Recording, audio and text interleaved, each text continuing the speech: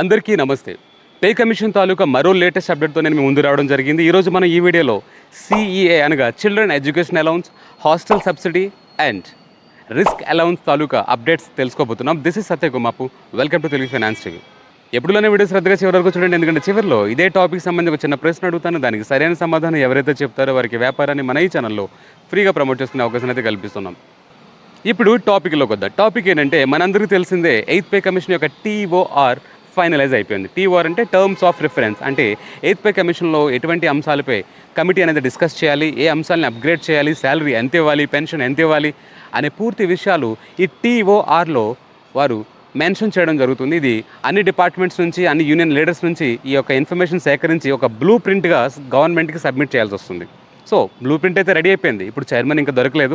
Chairman వచ్చిన తర్వాత ఈ బ్లూ ప్రింట్ని చదివి రికమెండేషన్ దేని టిక్ చేయాలి, దేని అన్టిక్ చేయాలనేది డిసైడ్ చేయడం జరుగుతుంది. దీంట్లో భాగంగా ఈరోజు ఆ TORలో CA గురించి ఏం రాస్తారని తెలుసుకుందాం. C అనగా చిల్డ్రన్ ఎడ్యుకేషన్ అలౌన్స్. మనందరికీ తెలుసు, ముఖ్యంగా డిఫెన్స్ ఎంప్లాయీస్ బాగా తెలుస్తుంది.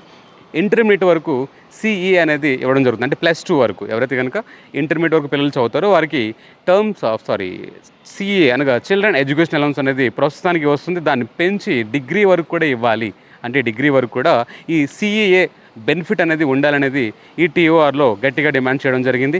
Number 2 hostel subsidy. ఈ హాస్టల్ సబ్సిడీ కూడా ప్రస్తుతానికి ఏదైతే ఉందో దాన్ని ఇంకా మెరుగుపరచాలనే డిమాండ్ కూడా ఇక్కడ గట్టిగా కనిపిస్తుంది. Number 3 risk allowance.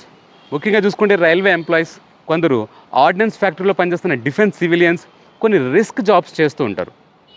అలాంటి వారికి సాధారణమైన జీతంతో పాటు రిస్క్ అలౌన్స్ కూడా ఇవ్వాలనే డిమాండ్ ఇక్కడ గట్టిగా కనిపిస్తుంది. చూస్తున్నాం మీలో ఈ ఆర్డినెన్స్ ఫ్యాక్టరీలో ఉన్న డిఫెన్స్ సివిలియన్స్ ఎవరైనా ఉన్నా, లేదా రైల్వే ఎంప్లాయీస్ అని ఉన్నా, మీ అభిప్రాయాన్ని కమెంట్స్ తెలియపరచండి.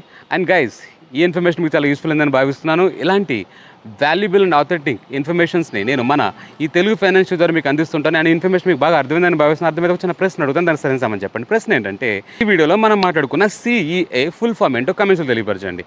And stay tuned to Telugu finance TV till the next update. నమస్తే.